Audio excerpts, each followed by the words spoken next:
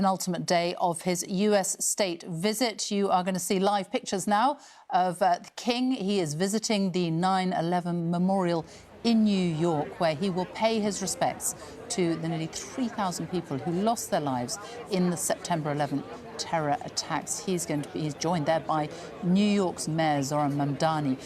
Now, last night, the King and Queen attended a state dinner at the White House where President Trump said the relationship between the US and UK is unlike any other on earth. President Trump... After the intensity and high stakes of the King's speech to Congress, this was generally lighter in mood.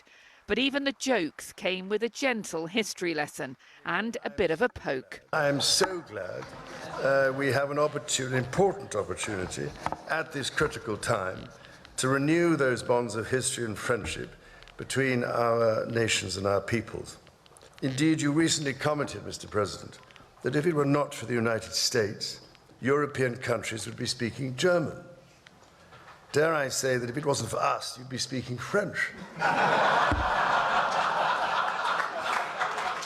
Tonight, Mr. President, I am delighted to present to you, as a personal gift, the original bell which hung on the conning tower of your valiant namesake.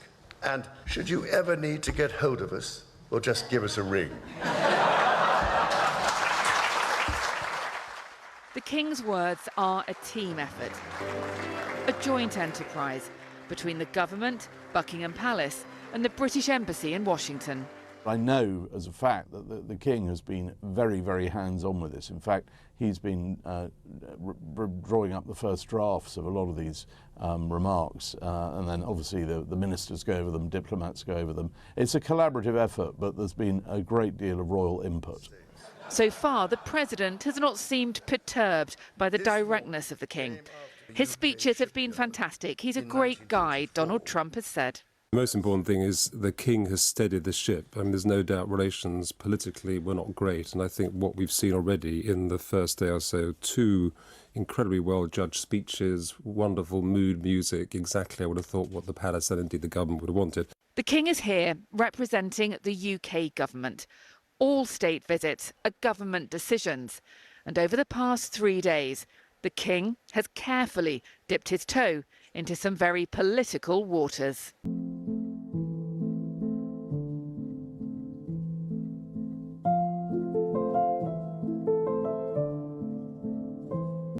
A state visit to America. King Charles and Queen Camilla are in New York, where they've been visiting the 9/11 memorial and spoke to some of the families of those who died in the attack. Later, the King went to Harlem to visit a local community organization from New York. Here's Daniela Ralph. Away from the noise of the state visit came a moment of reflection today. The King and Queen laid a bouquet of white roses at the 9/11 memorial on a day trip to New York. This year marks the 25th anniversary of the attack on the World Trade Center. They also met families of those who died that day, as well as emergency workers who rushed to the scene. In Harlem, the King visited an after-school club and helped feed the chickens. It was a long way from yesterday's pomp and pageantry that the President was still reveling in.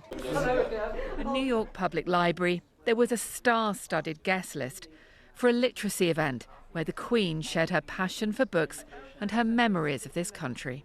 Indeed, the first Americans I knew and loved were the characters I met in my treasured childhood novels: Little Women, What Katie Did, Charlotte's Web.